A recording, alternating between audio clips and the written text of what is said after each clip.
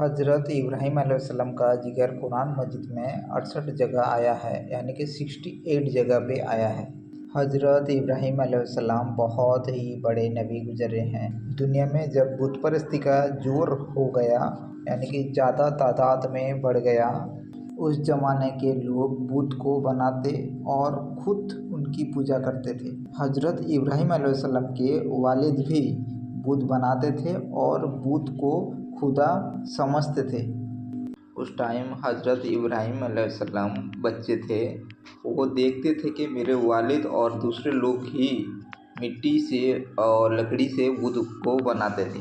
حضرت ابراہیم علیہ السلام کے پاپا بھی اور اس قوم کے لوگ بھی سب لوگ مل کے اس ٹائم بت کو بناتے تھے اور اس مٹی کے بنائے ہوئے بت کو، پتھر کے بنائے ہوئے بت کو خدا سمجھ لیتے تھے۔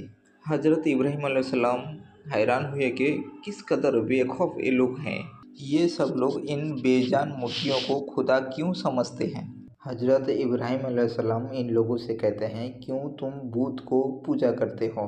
یہ تمہیں نہ کوئی نفع دے سکتا ہے نہ نقصان، یعنی کہ نہ تمہیں کچھ فائدہ دینے والا ہے نہ تمہارا کوئی نقصان کرنے والا ہے۔ وہ لوگ حضرت ابراہیم علیہ السلام کو کہتے ہیں، جو ہمارے باپ دادا کرتے آئے ہیں ہم اسی کو کرتے ہیں۔ ایک روز ان لوگوں کا شہر سے باہر کوئی بڑا میلہ ہوا۔ یہ سب لوگ اس میلے میں شہر سے تمام لوگ چلے گئے، لیکن حضرت ابراہیم علیہ السلام اس میلے میں نہ گئے۔ اور حضرت ابراہیم علیہ السلام ان کے ملک میں جو سب سے بڑے بت تھے ان کے قریب آئے اور حضرت ابراہیم علیہ السلام تمام اور جو بت تھے سب کو توڑ ڈالا۔ حضرت ابراہیم علیہ السلام تمام بت کو توڑنے کے بعد سب سے جو بڑا بت تھا اس کے کاندھوں پر کراہڑی رکھ دیے اور لوگوں کو پتہ چل جائے جیسے کہ اس بڑے بت نے سب بت کو توڑ ڈالا ہے۔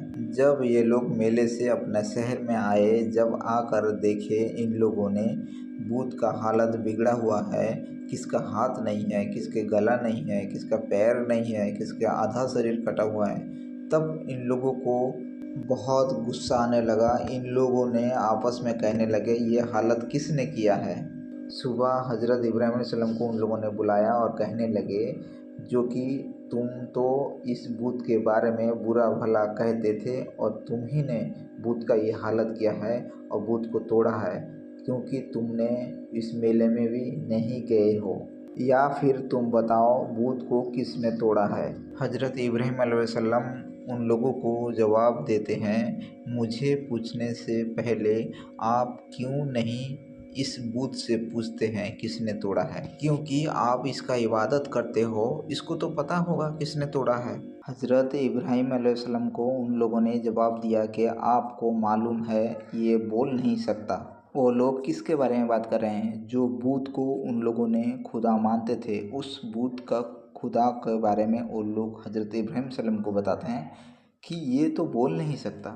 حضرت ابراہیم علیہ السلام ان لوگوں سے کہنے لگے، پھر تم ایسے بیکار بت کا پوجا کیوں کرتے ہو؟ حضرت ابراہیم علیہ السلام ان لوگوں سے پھر کہنے لگے، کراہڑی بڑے بت کے کاندھوں پر رکھی ہے، یہ کام اسی کا معلوم ہوتا ہے، اس سے پوچھو۔ یہ بات سن کے ان لوگوں نے حضرت ابراہیم علیہ السلام کے اوپر ناراض ہوئے اور پھر ان لوگوں نے حضرت ابراہیم علیہ السلام کے پاپا کو، یعنی کہ ان کے باپ کو شکایت کی کہ تمہارا بیٹا ایسی حرکت کرتا ہے، اس کو سمجھا لو ورنہ اچھا نہیں ہوگا۔ ان لوگوں نے یہ بات حضرت ابراہیم علیہ السلام کے باپ اجر سے شکایت کی۔ حضرت ابراہیم صلی اللہ علیہ وسلم اپنے باپ کو بھی سمجھاتے ہیں کہ بت پرستی کرنا چھوڑ دیجیے۔ حضرت ابراہیم صلی اللہ علیہ وسلم اپنے باپ سے کہتے ہیں، میں ڈرتا ہوں کہ اللہ تعالیٰ کا عذاب آپ پر نازل نہ ہو۔ حضرت ابراہیم صلی اللہ علیہ وسلم کے اوپر ان کے پاپا یعنی کہ ان کا باپ بہت زیادہ غصہ کرتے ہیں۔ کیوں زیادہ غصہ کرتے ہیں حضرت ابراہیم صلی اللہ علیہ وسلم کے پاپا ان کے اوپر؟ کیونکہ حضرت ابراہیم صلی اللہ علیہ وسلم بت کا پوجا کرنا منع کیا اور بت کا پوجا کرنے سے روکا اور بت پرستی کرنا منع کیا، اس لیے ان کا اوپر ان کے پاپا زیادہ غصہ ہوئے۔ اور حضرت ابراہیم صلی اللہ علیہ وسلم کے پاپا ان سے کہتے ہیں، اگر آئندہ تم نے مجھ سے ایسی باتیں کی تو میں تجھے مار دوں گا، اور کہا کہ تو میرے پاس سے ہمیشہ کے لیے نکل جا۔ मेरे प्यारे दोस्त, आप जानते हैं ऐसा ही सच बोलने वालों को तकलीफ़ उठाना पड़ता है, हर परेशानी से गुज़रना पड़ता है और ऐसे धमकियाँ मिलता रहता है। हज़रत इब्राहीम सल्लल्लाहु अलैहि वसल्लम अपने बाप को सलाम किए और कहते हैं अपने बाप से, मैं यहाँ से चला जाता हूँ, लेकिन तुम्हारे लिए अल्लाह ताला से मग़फ़िरत की दुआ करता रहूँगा। यही नबी का ख़ासियत है। आप उन्हें जितने भी कष्ट दो, जितने भी तकलीफ़ दो, वो अल्लाह को अपना लिए तो किसी से नहीं डरते। लेकिन हाँ, तकलीफ़ अगर उनको दोगे तो वो इतना ही कर सकते हैं, अल्लाह से दुआ कर सकते हैं आप बदल जाएं और सही रास्ते पे आ जाएं। हज़रत इब्राहीम सल्लल्लाहु अलैहि वसल्लम अपने घर से निकल जाने के बाद फिर क्या हुआ कि एक बादशाह नमरूद था जो कि बहुत जालिम था और बुत परस्ती करता था। बादशाह नमरूद को पता चला कि अजहर का बेटा इब्राहीम सल्लल्लाहु अलैहि वसल्लम लोगों को बुत का पूजा करने से मना करता है और एक खुदा होने का दावा करता है। बादशाह नमरूद अपना कर्मचारी को हुक्म देता है कि जाओ हज़रत इब्राहीम सल्लल्लाहु अलैहि वसल्लम को अपना दरबार में लेके आओ। बादशाह का जो कर्मचारी था वो हज़रत इब्राहीम सल्लल्लाहु अलैहि वसल्लम के पास गए और कहने लगे, आपको बादशाह ने बुलाया है। हज़रत इब्राहीम सल्लल्लाहु अलैहि वसल्लम बादशाह के पास आए और बादशाह खुद से जगह देने लगा। हज़रत इब्राहीम सल्लल्लाहु अलैहि वसल्लम ने फरमाया, मेरा खुदा वही है जो मारता भी है और ज़िंदा भी करता है। हज़रत इब्राहीम सल्लल्लाहु अलैहि वसल्लम को नमरूद ने कहा, मैं भी मार सकता हूँ और मैं ज़िंदा भी कर सकता हूँ। चुनाचा इसने एक कैदी को जिसको सजाए मौत का हुक्म हो चुका था। नमरूद ने एक कैदी को मौत का हुक्म दे दिया था जिसको आज़ाद कर दिया और एक बेगुनाह को पकड़कर कत्ल कर दिया। नमरूद हज़रत इब्राहीम सल्लल्लाहु अलैहि वसल्लम से कहने लगा, अब बताओ मेरे में और तुम्हारे खुदा के दरमियान में क्या फ़र्क है। हज़रत इब्राहीम सल्लल्लाहु अलैहि वसल्लम ने कहा मरदूद से कि मेरा रब हर रोज़ सूरज मशरिक़ से निकालता है, तुम इसे मगरिब से निकाल दो।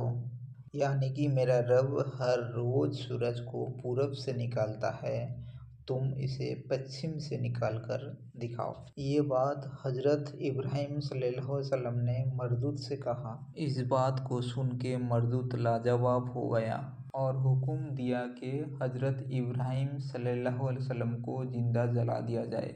बहुत सारा लकड़ी इकट्ठा किया उन लोगों ने, फिर उस लकड़ी में आग लगाए और हज़रत इब्राहीम सल्लल्लाहु अलैहि वसल्लम को उस आग में डाला गया, मगर वो आग खुदा के हुक्म से, अल्लाह ताला के हुक्म से ठंडा पड़ गया और हज़रत इब्राहीम सल्लल्लाहु अलैहि वसल्लम को कुछ तकलीफ़ भी नहीं पहुंची। इस तरह जो लोग अल्लाह ताला के कहने पर चलता है, अल्लाह पाक उसको हर मुसीबत से बचाता है, हर तकलीफ़ से बचाता है। हज़रत इब्राहीम सल्लल्लाहु अलैहि वसल्लम अल्लाह ताला के हुक्म से हज़रत हाजिरा और अपने बच्चे हज़रत इस्माइल सल्लल्लाहु अलैहि वसल्लम को, जो अभी पैदा हुए थे, हज़रत इब्राहीम सल्लल्लाहु अलैहि वसल्लम एक ऐसी जगह छोड़ आए जहाँ दूर दूर तक आबादी ना थी और ना पानी ना कोई दरख्त था, यानी कि ना पानी था वहाँ पर, ना पेड़ पौधा था।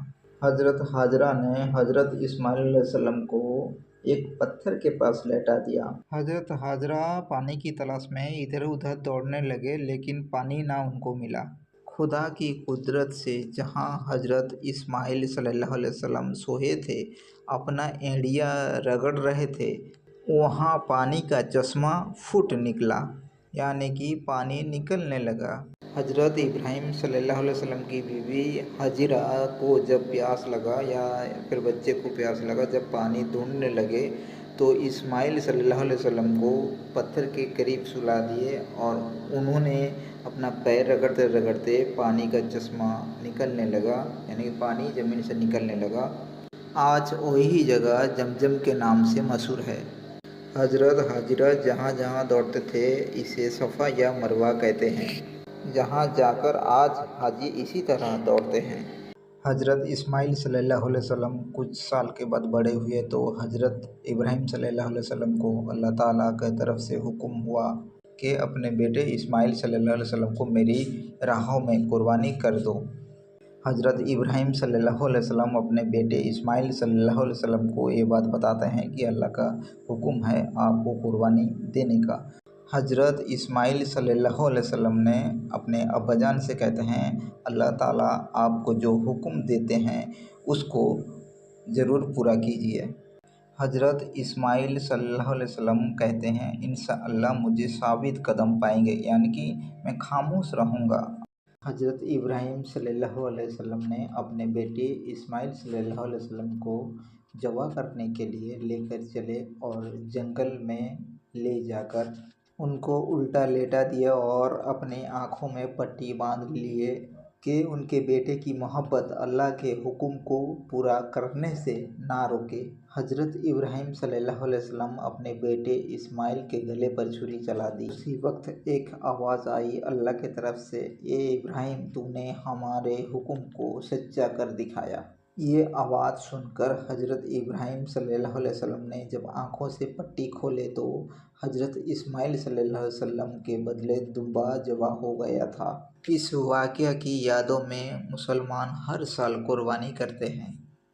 हज़रत इब्राहीम सल्लल्लाहु अलैहि वसल्लम और हज़रत इस्माइल सल्लल्लाहु अलैहि वसल्लम की ज़िंदगी से हमको बहुत से सबक मिलता है।